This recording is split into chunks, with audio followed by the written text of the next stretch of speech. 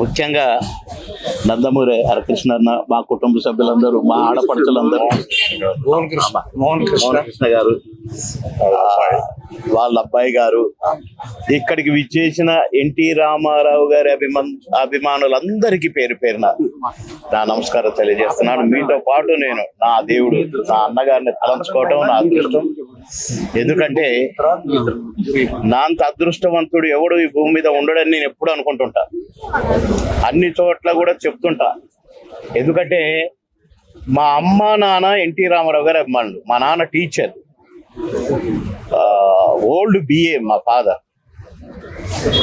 అదిరా జన్మంటే, కొడుకంటే అట్లా పుట్టాలరా, చూడరా, చూపు చూడరా, ఆ నవ్వు చూడరా అని నన్ను అనేవాడు. నేను ఎన్టీ రామారావు గారిని చూడమంటాడు ఏంటి, నేను బాగానే ఉన్నా కదా అనుకునేది. అలా అభిమానులు అయితే మా నాన్న అమ్మాలని బట్టి నేను ఎన్టీ రామారావు గారి అభిమాని చిన్నప్పటి నుండి, 3వ తరగతి నుంచి. అలాంటి నేను మా అమ్మ నాన్న ఏమంటా అన్నారో ఎన్టీ రామారావు గారిని కలుసుకోవడం జరిగింది. వారి చేత తమ్ముడు అని పిలిపించుకునే భాగ్యం కలిగింది నాకు. తమ్ముడు ఎక్కడ అనేవారు షూటింగ్కి రాగానే, మేజర్ చంద్రకాంత్ అప్పుడు. ఆ తర్వాత ఎన్నో సందర్భాల్లో అన్నగారిని కలిశాను.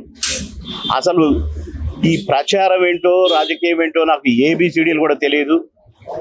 మా ఇంట వంట మా వంశంలో ఎక్కడ లేదు, అందరూ ఉద్యోగస్తులే. అలాంటిది తమ్ముడు నువ్వు చాలా బాగా మాట్లాడతావు, మీరు అక్కడికి వెళ్ళండి, వారి దగ్గరికి అని అన్నగారు నన్ను.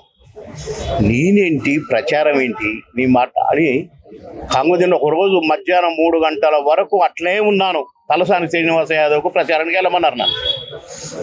నేనేం ప్రచారం చేయాలి, నాకు ఏమొచ్చు, అసలు రాజకీయం ఏం తెలుసు అని నాకు కళ్ళల్లో నీళ్లు కూడా వచ్చినాయి. కానీ అన్నగారు చెప్పారు అని రాణిగంజ్ నుంచి మొదలుపెట్టాను. రాత్రి 12 గంటల వరకు తిరిగాను, అందరిని కలిశాను, బ్రహ్మాండంగా గెలిపించాను. ఎంత సంతోషపడ్డారో అన్నగారు. వెరీ గుడ్, వెరీ గుడ్ తమ్ముడు, మీరు చాలా. అలాంటి అన్నగారితో నటించే భాగ్యం, అలాంటి భాగ్యవంతునే నేను. అలాంటి అన్నగారి జన్మదిన వేడుకలు, 103వ జన్మదిన వేడుకలు జరగటం, నా నందమూరి కుటుంబ సభ్యులంతా ఇక్కడ ఉండటం, నా దేవుడి కుటుంబ సభ్యులు, చాలా సంతోషంగా ఉంది.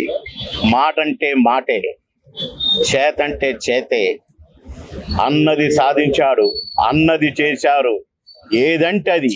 2 రూపాయల కిలో బియ్యం అంటే 2 రూపాయల కిలో బియ్యం, 3 రూపాయల కిలో కొని గవర్నమెంట్ నుంచి 2 రూపాయల కిలో బియ్యం ఇచ్చేది. అప్పుడు నేను రేషన్ షాప్ల ఆఫీసర్గా ఇక్కడికి ట్రాన్స్ఫర్ అయినా. నేను ఇక్కడ